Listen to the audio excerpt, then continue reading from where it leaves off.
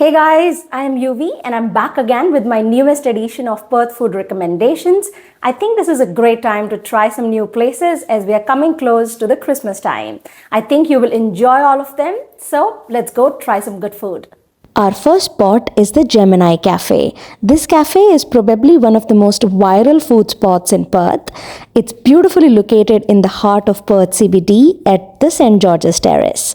This is a French patisserie, bistro and cafe which has a gorgeous interior, and they are famous for absolutely prettiest looking dishes. You will quickly realize why they are so famous by just looking at this absolutely delicious looking French toast. We also got a drizzle of custard with it. Their drinks are so good, like this rose latte and this cappuccino, which was a unique blend of tea and coffee. Next, we tried this rocket garden salad that came with some cheese, fresh greens, and caramelized walnuts with chickpeas. Their newest creation is this croissant sandwich, which is a thick, big sandwich but made instead of bread using croissants. It was absolutely delicious, including this prawns fettuccine pasta. And whenever you come down here, you absolutely cannot miss the thing that they are most famous for.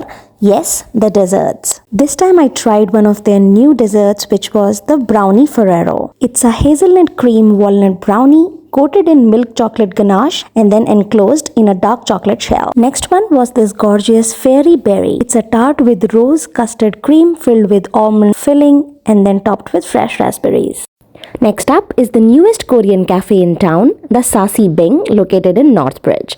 It's absolutely gorgeous the moment you step in. Its dark, bright, bold green color will invite you in so quickly. We started with this cold coffee that was topped with some coconut foam. It looked so gorgeous. This place also serves both sweet and savory shokyupan, which is thick Japanese and Korean bread. If you like the savory stuff, this kimchi shokyupan was delicious. For my sweet shokyupan, I decided to try the Biscoff with caramelized banana. It was what dreams are made of. Really, really good. But the main reason why I came here was this mango bingsu. It didn't disappoint. It was probably the best bingsu I've ever had. If you have never tried bingsu, it's a Korean Chinese dessert which is made out of shaved ice and then topped with fresh fruits, pearls, and then whatever you like on top. Next up was this Mammina Pizzeria located in North Perth.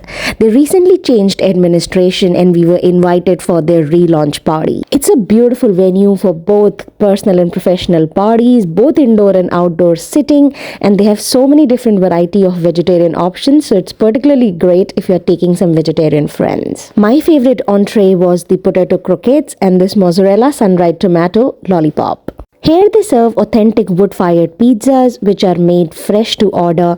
I was also peeking in the kitchen while the chef was creating ours.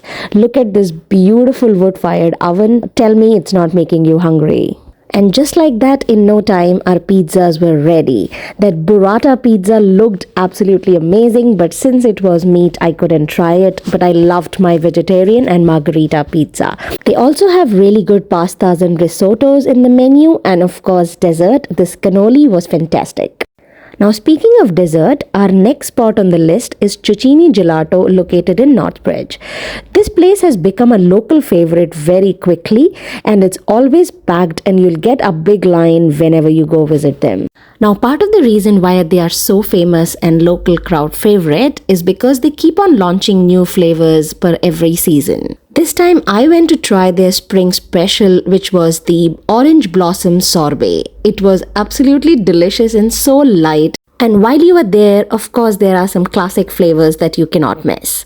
This was Oreo that was from my friend's kids, but if you ask me what's an absolute best flavor that they have, I'll say it has to be pistachio and hazelnut. If you have never visited them, these are the two flavors that you cannot go wrong with. You have to try them. Up next comes a place which is the newest cafe in town, which has just opened 2 weeks ago. This is called Pizzeria, the House of Vegetarians. As the name suggests, this cafe is 100% vegetarian, where most of the dishes can also be transformed into vegan. We visited them twice, once to check out their brunch menu and second for a dinner.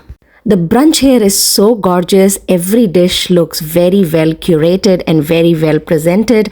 It was also delicious and I promise that you'll forget that there is no meat in it. During dinner service, they present pizzas, pastas, and a lot of Indian-style street food. This chef special pasta was my absolute favorite. It was bang on. We also tried some of their pizzas which had, oh my god, the picture perfect cheese pull. They also served some burgers. This was a very unique one that was filled with noodles. And then of course, you know how big of a sweet tooth I am and cannot leave a place without desserts. The desserts here are delicious. If you want a recommendation, I highly recommend their double chocolate brownie cake. Our next spot on the list is also a very new addition to Perth food scene. This is the Refined Rabbit located in Victoria Park, which is their newest bar and bistro. It's a gorgeous venue. They have a really good bar, but also a really nice sitting area where you can just sit, relax, have a fun time with friends and family. They serve both alcoholic and non-alcoholic drinks while also serving some delicious pub-style food. We took some of our friends there to try some of their dishes. We started with this eggplant palmy and then head off with some pizzas and a seafood basket. Most of the food here was actually really fresh and really good, but my absolute favorite was this jalapeno cheese bombs. We also tried this thin crust paneer pizza and a burger. The best part about this place is they also have trivia nights weekly, so check out what the specials are. And then we ended up the night with this ice cream and cake. Next on the list is Sizzle in Sambhar, a famous South Indian restaurant that initially had their first store located in Wick Park and have recently opened their second venture in Nedlands. We were recently invited to check out this new restaurant and also try some of their dishes. They have a great selection of South Indian dishes. Their menu is huge.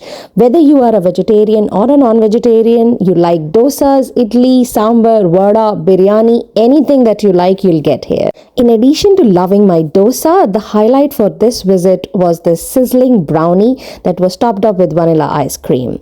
We also really loved their biryani. They serve both vegetarian and meat versions. We also tried some non-veg curries with famous Kerala parota. For entree, this veg cutlet with chutney has always been my favorite at their restaurants. They also serve the authentic sambar, vada and idlis, so you cannot miss these South Indian delicacies. And now our final food recommendation for this video was the Stonewater Restaurant.